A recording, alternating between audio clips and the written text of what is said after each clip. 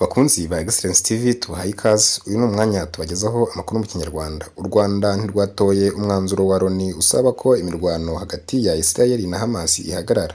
Inteko rusange y'umuryango w'abibumbye yatoye umwanzuro usaba ko ibitero hagati y'ingabo za Israel n'abarwanyi ba Hamas muri Gaza bihagarara kuko igira ingaruka ku buzima bw'abasivile ntibanabashe kugerwaho n'ibikorwa by'ubutabazi. Inteko rusange ya Loni yasabye ko ibikorwa byo kugabuka abari mu kaga bikomeza nta nkomyi muri iki gihe Israel iteganya kugaba ibitero bikomeye ku butaka muri Gaza.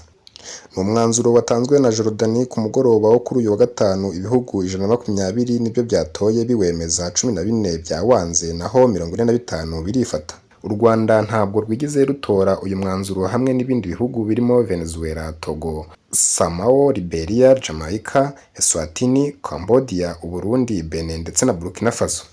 Hari impamvu nyinshi zishobora gutuma igihugu kidatora, zirimo kuba kititabiriye cyangwa se ari wo murongo cyafashe wo kutagira aho gihagarara kuri iyo ngingo.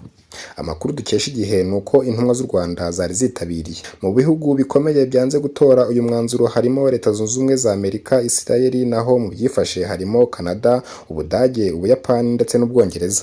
Niyo ntambwe ya mbere itewe n'umuryango w'abibumbye mu gushakira ibisubizo intambara hagati ya Israel na Hamas, nyuma yaho ibitero bya Israel bikajije umurego uhereye igihe Hamas yayiteraga ku wa 7 Ukwakira.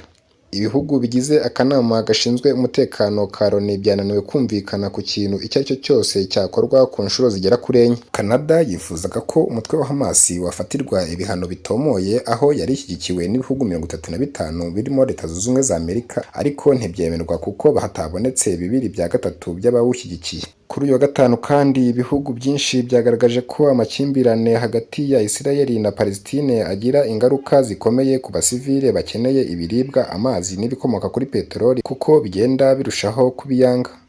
Ubuhinde buri mu bihugu byifashe ku mwanzuro usaba ko intambara hagati ya Israel na Palestine ihagarara. Uwungirije intumwa ihoraho y'Ubuhinde ihagarariye iki gihugu muri Loni, Ambasaderi Yohan Petro, yavuze ko ibitero bya Hamas byo ku wa 7 Ukwakira biteye ubwoba, asaba ko abafashwe bugwate bahita barekurwa.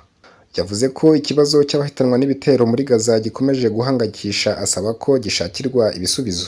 Imyanzuro nk'iyi ya Loni inshuro nyinshi ntiyakunze kugira ibisubizo itanga ku bibazo binyuranye byagaragaye bibangamiye isi.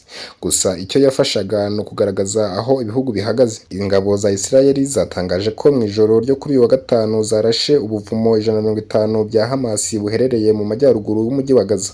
Bivugwa ko muri ubwo buvumo ariho hari habitse ibikoresho bitandukanye byifashishwa n'uyu mutwe. Ni ibitero byakomeje no mu gitondo cyo kuri uyu wa gatandatu. Hagati aho umujyi wa Gaza uri mu icuraburindi kuko itumanaho rya telefone ritari gukora ndetse na interineti, ibintu bimaze amasaha 12. Bivugwa ko kuva Israel yatangira ibitero byayo muri Gaza bimaze guhitana abantu 7,703. Minisiteri y'ubuzima muri Palestine ivuga ko umubare munini wamaze gupfira muri ibi bitero ari abana kuko barenga 3,500. Kuri uyu wa gatandatu ingabo za Israel zatangaje ko zaburijemo ibisasu byarashwe ku butaka bwayo biturutse muri Libani, ndetse ko aho byaturutse hahise haraswa.